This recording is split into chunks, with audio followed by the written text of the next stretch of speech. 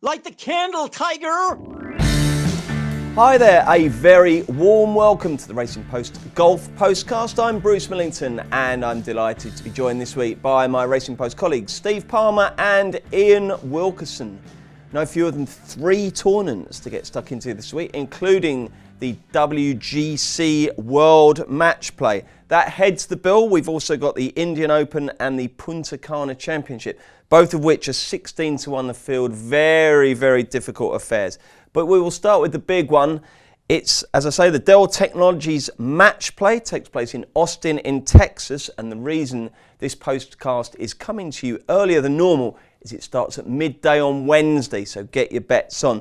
Steve, before we get stuck into this week's tournaments, quick look back on last weekend where Scott Hend won the Maybank and Paul Casey won the Valspar, a very gritty retention of his title. We were slightly unlucky, weren't we? Because last week we identified a double, Jazz Janawatawanod and who was it? Who's the big fella? Billy Horsham? No, Jason Kokrak. Jason Kokrak, yeah.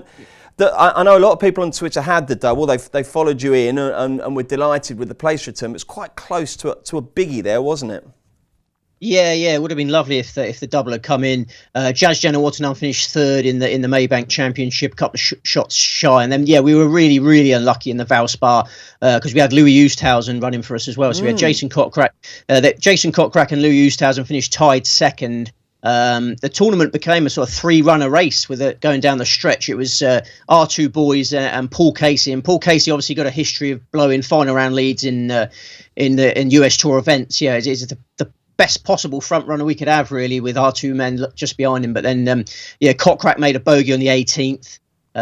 Really poor wedge on the horrible. final. Was it a putt or a wedge shot he took? Because he got relief, didn't he, from the sprinkler? And I don't know what he was doing then. Well, the second shot was the worst shot he hit there because he had a perfect lie. It was only 130 yards from the flag, and he just duffed the wedge shot. And then, it was a tricky up and down from there. And then Oosthuizen bogeyed the 16th, wasn't it? A short putt on the clumsy chip there. So we were unlucky, but we live to fight another day. Certainly do. Wilco, how was it for you? Did you learn much last weekend? Well, I mean, it was interesting. I was having put Casey up to get the job done at Pebble Beach, where he blew his latest 54-hole lead. I was typically delighted to see that he'd got over the line on that one. Quite interesting that, I mean, a 1 over 72. It was hardly sort of, dynamic standard style, was it, at the end? Quite interesting that he's bubbling with only a couple of weeks to go to Augusta, because his last 4 figures at Augusta, 6th, 4th, 15th last year. I think there'll be a few people having a bit of a nibble at 28 to 1 perhaps for that. Yeah. Is he on your Masters radar, Steve? Casey? He's got... Yeah, it's the major that he thinks he can win. It's the major that I think he could win, but can we trust him? Because as Wilco says, he made five bogeys on Sunday. He was just lucky that everyone else around him, particularly Dustin Johnson, his playing partner, played even worse on the Sunday. Johnson shot 74. So I'm not sure Casey has got the minerals to win the Masters actually, but he could easily place. Okay, and a player each from last week who you thought is worth keeping an eye on maybe in future weeks. Wilco, who caught your eye? I'm thinking Bubba Watson. There lots of talk about the new generation, perhaps the younger players coming through. Obviously, he's won twice at Augusta. Finished 4th this week, 33 to 1. I definitely think that he's moving in the right direction. And Steve? I think Jazz Janawatanan, he's only 23, looks very comfortable in contention. He's won 3 times on the Asian Tour. Didn't make anything worse than a bogey over the weekend. So, I think Jazz Janawatanan, especially in Asia, is definitely worth following. Excellent stuff. Okay, let's take in the first of our 3 tournaments this week. The Dell Technologies Matchplay. And Steve, just take us through the format for people who are unfamiliar. This is certainly not 4 rounds of stroke play, is it? No, we got a five-day tournament. It's a round-robin format in 16 groups of 4. Only the winner will go through to the knockout stages, which start the weekend. So, it's quite difficult to even get a player through the group, let alone win the tournament. It's a tricky test for us. What sort of is there a theme of a kind of player who tends to win this, or do they come from all sorts of different kind of game types? Good players tend to win. I mean, the number 1 seed's got a very good record in it. even though it's a volatile format, the best players have got an amazingly good record in it. And obviously the group stage element, which was added only 3 years ago, makes it harder for shocks to happen. You can lose a match now and get through. Okay. In the past it was straight knockout, 64 players, and and all the big guns didn't like having to travel all that way and then get knocked out after 18 holes. So everyone plays 3 rounds now. And Wilco, is this one of those events where you say, look, I'm just going to rein back and have a couple of little fun bets here and just see what happens? Yeah, and maybe bet after each round rather. Yeah, it's something to look at. Perhaps take a little bit of a different perspective. I mean, looking at the draw's already been made with the 16 groups of 4 players. So it has been made. It starts tomorrow. Wilco. It's not Brexit. Well, some people plan ahead. Yeah, it's if you look at it though, I'm thinking that it's looking particularly. One side is more preferable to the other. All right. It's looking. McIlroy's right up in the top of the betting as you would anticipate after his win at Pebble the other week. But looking at the route he's got to the final is absolutely frightening. If he should come through his group with Matt Fitzpatrick, Harding, and Luke Liss. But if he wins that, he could play Tiger. Okay. And then if he wins that, he could play either Justin Thomas or Jason Day. And if he wins that, he'll be playing Dustin Johnson or John Rahm before he gets to the final. So, okay, well, before we get stuck into the who's and why fors, let's get a quick show. These are indicative, best prices. Shop around for the best prices. But also, really importantly this week, shop around for the each-way terms, because every week bookmakers go a range of prices between a quarter to 5 and a 58. But on this one, there's a couple of firms who are betting each way the top 8, which is obviously the quarter-finals. So although you're getting a 50 odds rather than a quarter, you're probably better off going there for your each-way bets, because you'd hate to get to the quarter-final, back someone each way, and then they get done in the quarters, and you haven't got the each-way return. Anyway, Rory is fav, 10-1. Dustin Johnson, 11s. It's Justin Thomas at 16s. 20-1, Big Johnny Rahm. 22, Rose and Fleetwood. 25, Paul Casey. 25, Eduardo Molinari. That would be a poor price. Francesco Molinari. 28, Day and DeChambeau. 30, Woods. 33, Barr. Steve, who is your main fancy this week? My main fancy is Justin Thomas. If you look at the 3 winners of this tournament at Austin Country Club, it's been played there 3 times. Jason Day, Dustin Johnson, Bubba Watson. Yeah, this course suits aggressive powerhouses. There's a load of short par 4s which they can really attack and use their muscle to good effect. So Justin Thomas fits the right sort of player you should be looking at. And I like the way he took the Valspar off next week to freshen up, because this is quite a grueling test of stamina. You've got to play 7 matches in 5 days if you go all the way. Thomas is fit as a fiddle. And I love his group. I mean, as I say, getting people out of the group is hard enough. And in his group, he's going to play Lucas Bedregaard, Matt Wallace and Keegan Bradley. Bedregaard and Wallace, debutants, no top flight match play experience. So I expect him to get 2 points on the board straight away. And then Keegan Bradley got a terrible record in this event. He's only won 1 match in 10 previous match play starts. So, yeah, I think Thomas will get out of the group. And then, as Wilco says, the top half is competitive. But I fancy Thomas from there. I think he can beat Jason Day. And then if he plays Rory McIlroy, he beat Rory McIlroy in the Ryder Cup singles in September. Thomas was top American point scorer in the Ryder Cup.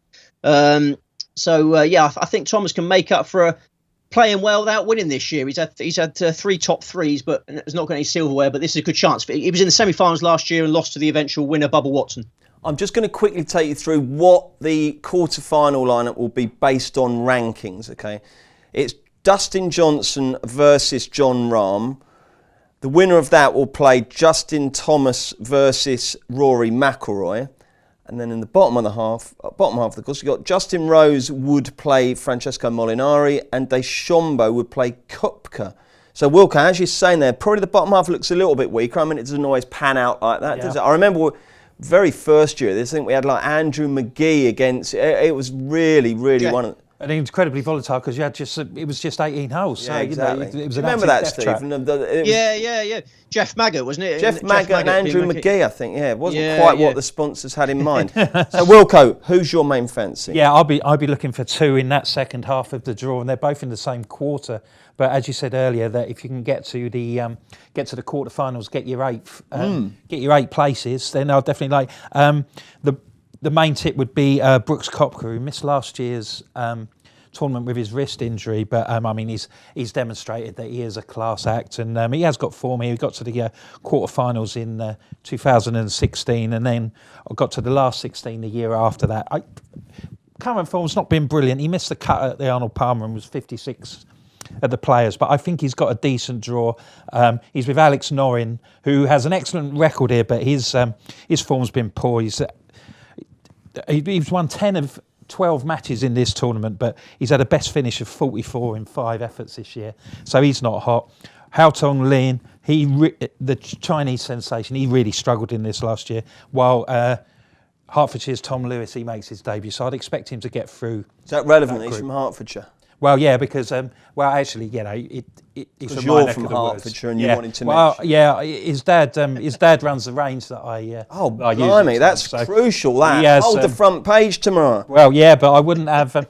It's all info, mate. It's not okay. All good info. Anyway, the other one in the same quarter I like is a player we talked about with his performance last week is Louis Oosthuizen.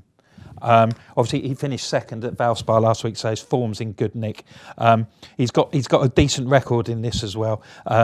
He's back in the top 20. He was runner-up in this 3 years ago, although it was at a different track. And then, he was unlucky to not get through his group in 2017, and he made the last 16 last time. He's got Tommy Fleetwood in his last match. He looks a key. He's against Bing Ahn and Carl Stanley, who he should get through in his first 2 games. So he's around. He's got a decent price, I think. So. Okay. So are they your only 2, Wilco? Yeah, just the 2, I think. Yeah. Wilco's just putting 2 up. Steve, I don't suppose you're just throwing one dart at this, are you? Who else have you got? I've only got 2 as well. Yeah, I've got Justin Thomas and Brooks Koepka. I think it'll be a Thomas v Koepka final. Another player in the similar mould to the previous winners, Koepka. He make mincemeat at these par 4s. He's made the knockout stages in his previous 2 visits to Austin Country Club. And as Wilco mentioned, the group opposition is poor. Lewis, Hao Tong Lee and Alex Noren. I think he'll beat all of them. And Koepka fit as a fiddle, like Thomas. He won't be scared by the schedule here. And he skipped the Valspar to keep himself sharp for this. Yeah, Wilco didn't mention there that Koepka finished second in the Honda Classic at the start of the month, so the form's there. He's just quietly bubbling away, and I anticipate a Thomas v Koepka final. Okay. Is there anything else you want to put up here? Any groups or matches or anything, Wilco, that you like? Yeah, there's a group bet I quite like in Casey's group, Group 10. I quite like Charles Howell III. We've all had our fingers burnt backing him over the past few years, but I think he could go quite well to win the group. Casey, he squeezed over the line. That might have taken a lot out of him, that particular winner, and it is a long week, this. Cameron Smith, Australian, he's up against him as well. Missed the cut at the Honda Classic, was 56 at the Players. Also, although he was in the he reached quarterfinals on his debut last year, his form isn't in great nick. How has got through his group the last 2 years. Really? Yeah, and he's performed pretty consistently. I'd have had him down as even bigger choker in match play. Well, it's funny how it worked, because it's...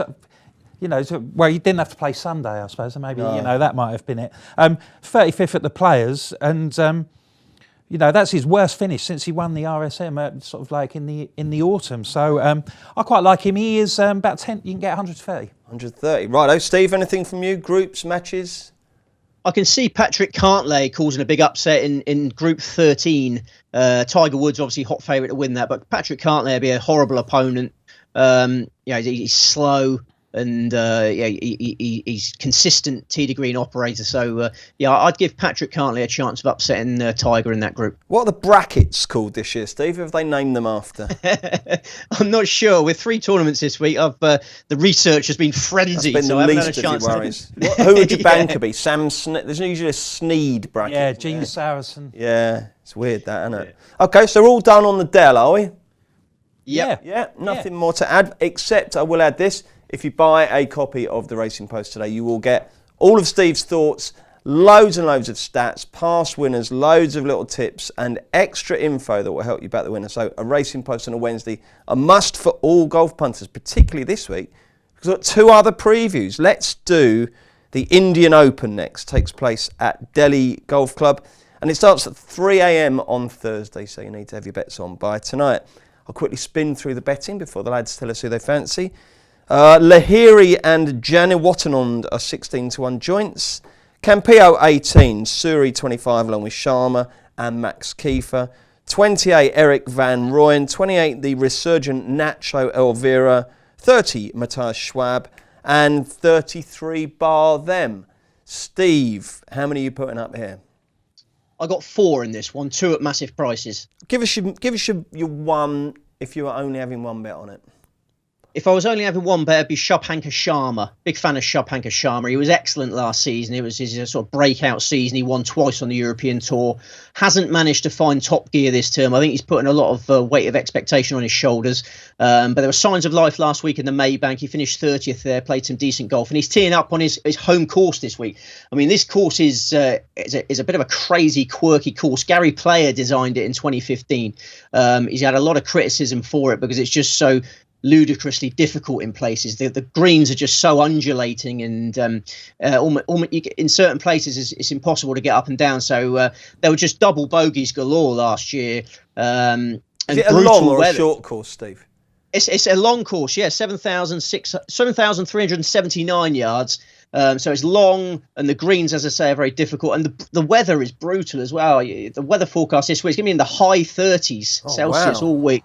So you've got a challenging golf course, and you've got keeping your head together in those temperatures is difficult. And Shubhankar Sharma is he's a bit of a cool dude, and as I say, it's his home track, so he knows it better than anyone. And last year he was well fancied last year, but he just stepped off a 20-hour flight from Mexico. He played really well in the Mexico Championship, contended in the Mexico Championship, and then turned up absolutely knackered for the Indian Open with a 73. Got a bit of a rest, and then shot a course record 64 the following day. So he finished 7th. This time, much fresher. I think Sharma's going to be the man to beat this week. Wilco, how many are you going to put up for this? Well, I've got 3. Okay. We've talked about Janewattananond. Yep. We've talked about his credentials. I definitely think he's the. Is he your main tip? Market. No, well, I quite like Gavin Green, the Malaysian, who made a pretty bold. He could make a bold bid this week. He's got a decent record here. Finished 2nd behind Chow Razor when he won by 7 shots in 2017, and he was 16th last year. He's not in bad nick. He's got top 30 finishes at the Maybank and the Qatar Masters, and missed 2 cuts after 11. In a decent, he missed 2 cuts after he'd finished 11th in a decent field at the Saudi International. So 35-1, I think he could put up a bold show. And home players have done well in this tournament. The 3 winners before Matt Wallace won last year were all Indian. And I quite like Gangaji Bula, who he could lead the home charge. He was 48th last week, but his game's not been in bad nick because he was 5th in the Kenyan Open, and he's missed 1 cut in his last 14 events, so he's pretty consistent. And it is a low-grade competition. He's playing in his home country. I think he could have a decent. So it's Green, Janewattananond, and Bula, yeah? Yes. Okay, Steve, as well as Sharma, who are you going for? Judge Janewattananond is my next best. I think he's got the temperament for this course, because this course makes players' heads come off. But nothing bothers Judge Janewattananond. A lot of these Thai players are very calm. They grow up around the monk hoods. I like what I see from Jazz. Nothing seems to ruffle him, and he's just playing well every week. So Sharma and Janewattananond, the 2 main bets, and then I've got 2 at really big prices. Hang on, Steve. Is monkhood a real word? I don't know. I wasn't sure when I said that whether that is a word, but we get what you mean. I think sort of nice, calm, sensible, loving people. Yeah, that's it. And they're not easily ruffled. Mindful. No, very nice. So who are the 2 at the big prices then? And then 2 Indians at big prices. Ajatish Sandhu, very accurate Indian. 3 of my 4 selections are Indian, so they'll be comfortable with these weather conditions I mentioned. Sandhu won on the Asian Tour in 2017, and he's got a fantastic record playing in India on the Asian Tour. He really comes alive in his homeland. So Ajatish Sandhu, and then the final one is Kalin Joshi. Kalin Joshi, much younger than Sandhu, bursting with potential. He made his Asian Tour breakthrough in October. He won the Panasonic Open, which is played in India. So he's already got a win on the ball in the Asian Tour in his homeland, and great potential. And I think he could be inspired to go well on home turf this week. So, 4 against the field. Can SSP win again? Yeah, it wouldn't put anything past SSP, would you? But, others preferred. Okay, jolly good. Anything else on the Indian Open, Wilco, or are we all done? I'll fill up with that. Okay, let's turn our attention to beautiful Dominican Republic, the Punta Cana Championship at Corrales Golf Club. This starts at noon on Thursday. And again, as with the Indian Open, very competitive from a betting perspective. I was slightly surprised to see Jonathan Vegas head the market. He and Daniel Im are 16-1. There's someone called is it Denny or Danny McCarthy? Denny McCarthy, I'm sure was a Grange Hill character. I've never heard of him. He's 25-1. Neiman, the young, is he Brazilian Neiman or is he from somewhere in that neck of the woods? Chile. Young, slow Chilean is 28s. Charles Schwartzel is 33s, along with Lashley and Baddeley, and it's 40-1 bar. Steve, before we get the selections, what kind of test is this?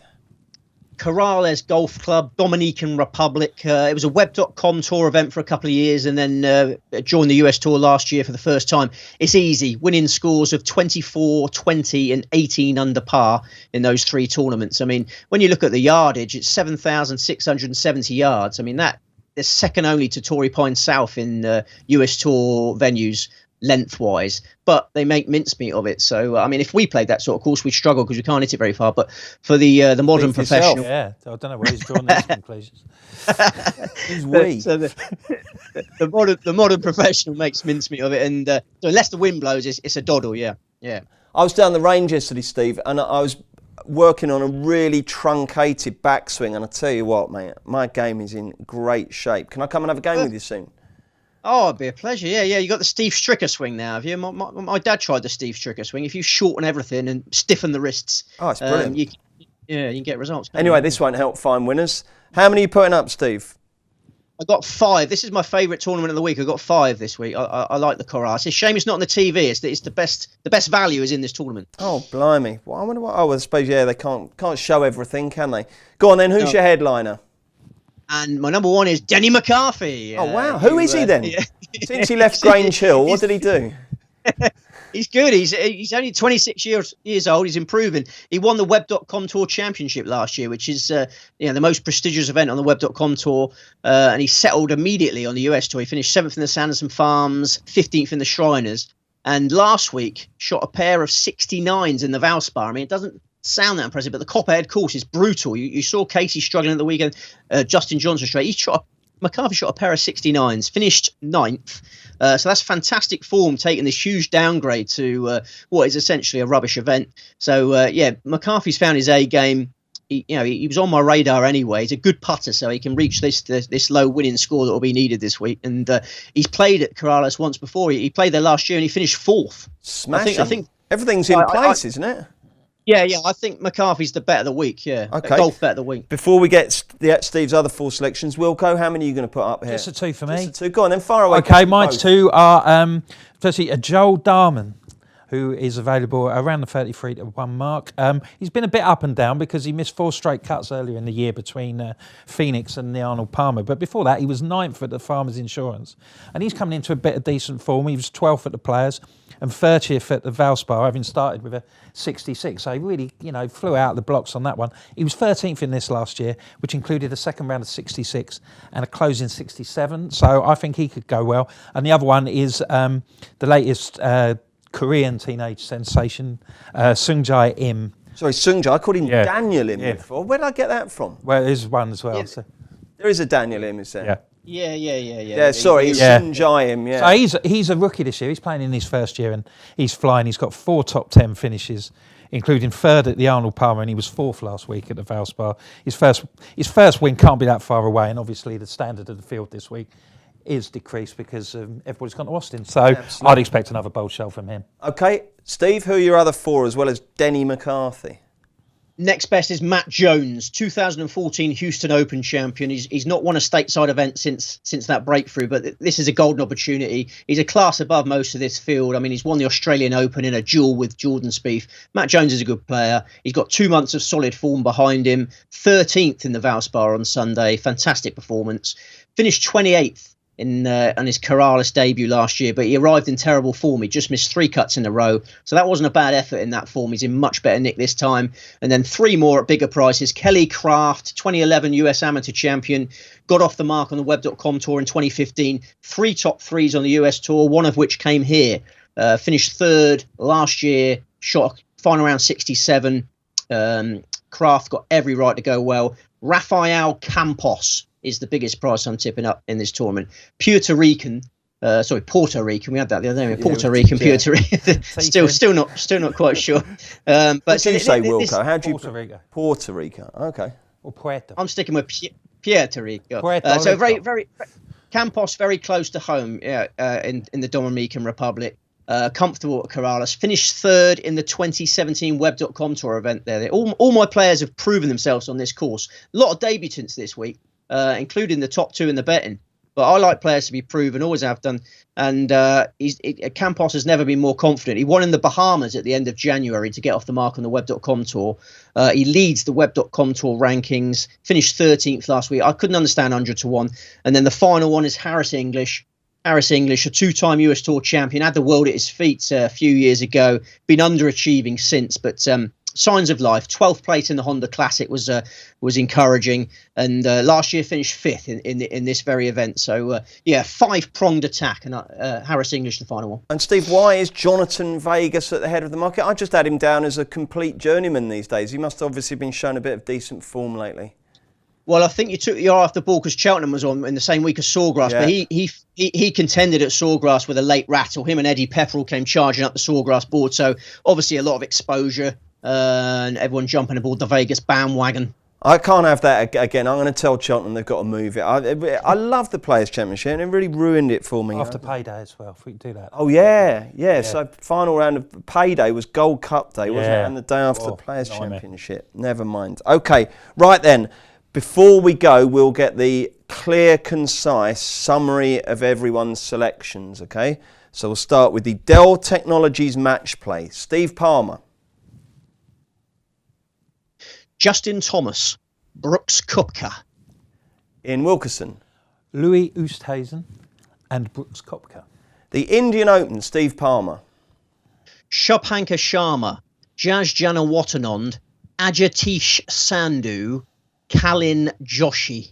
Ian Wilkerson. Jas Janawattanond, Gaganjeet Bhullar and Gavin Green. And finally, the Punta Cana Championship, Steve. Denny McCarthy, Matt Jones, Kelly Craft, Rafael Campos and Harris English. And Wilco. We'll play Joel Darman and Sungjai Im. Well done, lads. That's brilliant. Now, last week we said if you only had one golf bet, what would it be? And we agreed on the Janawattanond Cockrack double, which was really good bet. You had 4 days of fantastic fun and a really good each-way return. Very close to getting the absolute lot there. So this week, Steve, if people were just having one golf bet, who should it be? Cautious punters should have Denny McCarthy each way, so I think that's the bet of the week. But if you want something a little bit more jazzy and a bit more like last week's, three-figure winner last week, that each way place fantastic, double. Yeah. If you want something more exciting, then I go with the McCarthy, Justin Thomas, Shubhankar Sharma each way treble. Okay. And Wilco, one bet. I'll just go, Caesar. I'll go Sungjai Im to win in Dominican Republic. Fantastic. What's coming up next week, Steve? Texas Open, isn't it? We got one more week, haven't we? Texas Open, then we got Masters after that. And it's the big one, the Masters. Excellent. Okay, well, the lads will be back for next week's Postcast. We'd love you to join us. Thanks very much for tuning in. Give them the horn!